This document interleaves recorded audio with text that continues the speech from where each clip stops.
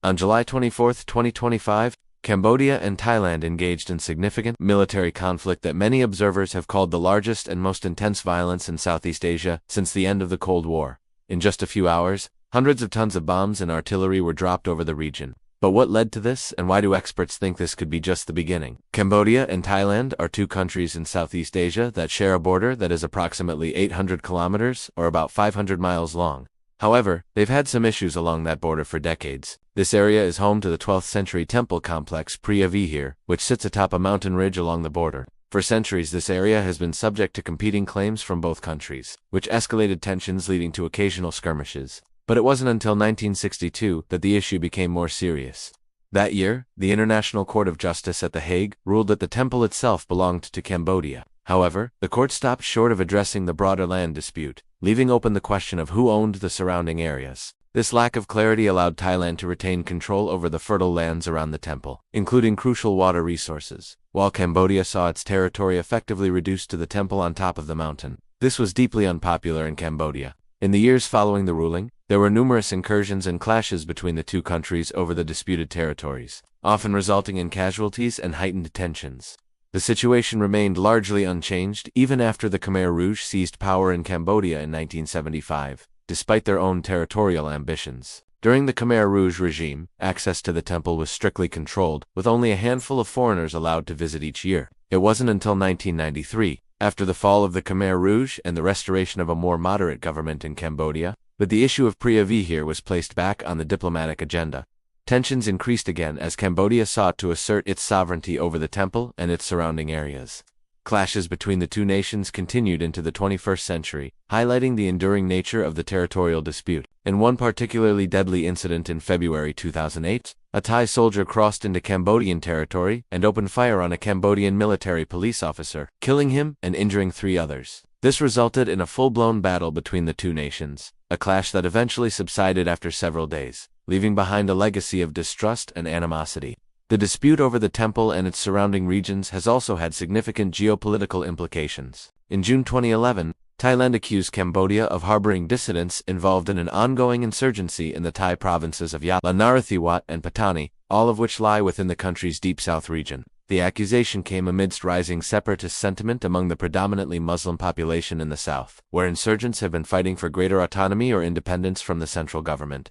This resulted in Thailand deploying troops to the border, raising concerns of a wider conflict. As recently as November 2022, Thai soldiers reportedly entered Cambodia in pursuit of insurgents, resulting in a shootout with Cambodian forces near the Adar Mianchi province, along the two countries' shared border. This event underscored the complex interplay between domestic security concerns and international border disputes, highlighting how issues such as separatism and territorial conflicts often intersect. For many years, the situation remained relatively calm, in part thanks to strongman leaders in both countries, Hun Sen in Cambodia and Prayut Chan-ocha in Thailand, who prioritized stability and economic development over irredentist territorial claims. But in the midst of massive anti-government protests in Thailand, which culminated in a May 2023 coup, the country's junta leader, General Prayut Chan-ocha, who seized power in the coup, made a surprise visit to the temple in April 2024, a move widely seen as an attempt to bolster his nationalist credentials and distract from the political turmoil within Thailand.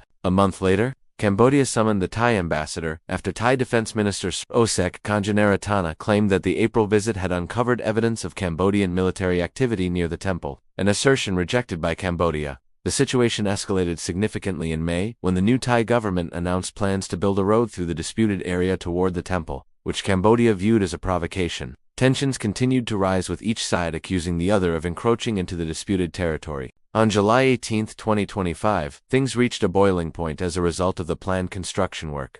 On this day, the Royal Thai Army reportedly used heavy machinery to clear land near the temple, a move that Cambodia saw as a violation of its sovereignty. This action prompted Cambodia to deploy additional troops to the border, heightening fears of an imminent clash. Over the next few days, the situation grew increasingly tense with both sides, accusing each other of instigating the conflict. On July 24, 2025, the situation spiraled into a major confrontation, marking the most intense violence in Southeast Asia since the end of the Cold War.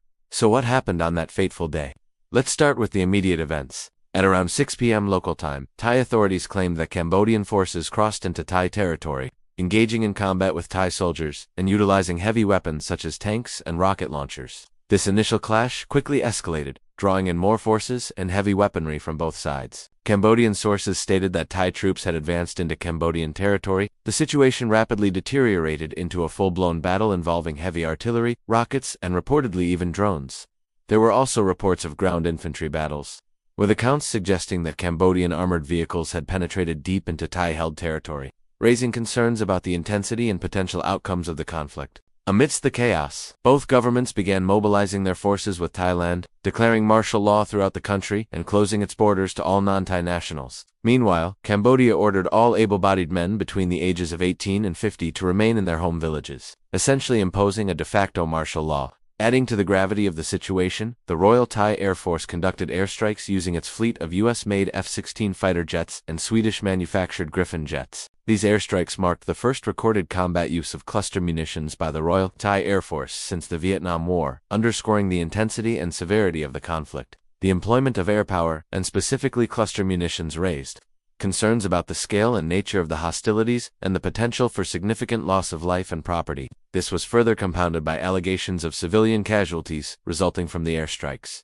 raising questions about the precision and targeting capabilities of the munitions employed. As the situation escalated, Cambodia requested emergency assistance from its ally, Vietnam, reflecting the growing concern about the intensity and potential trajectory of the conflict. The request for assistance highlighted the gravity of the situation as perceived by Cambodia and its willingness to seek support from its ally amid the escalating tensions. In response to the developments, the Association of Southeast Asian Nations, ASEAN, expressed deep concern over the situation. Despite being a key player in regional diplomacy, ASEAN's response was largely symbolic, urging dialogue and peaceful resolution, but offering no concrete plan of action.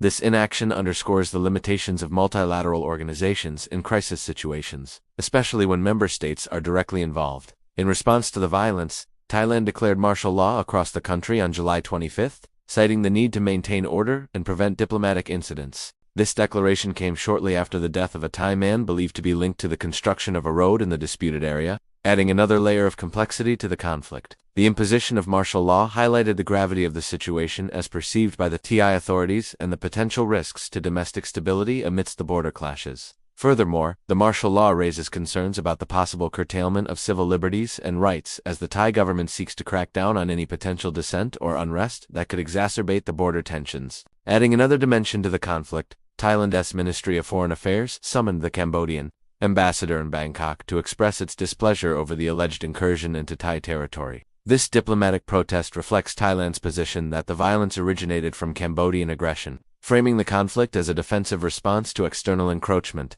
However, this narrative is challenged by Cambodian claims that Thai forces initiated the hostilities through their construction activities inside Cambodian territory. The conflicting accounts underscore the lack of clarity and the potential for miscalculation and escalation along the disputed border. Now, the big question, will this lead to a larger war? Well, while some observers suggest that it might, most believe that this recent engagement is unlikely to spark a larger regional conflict.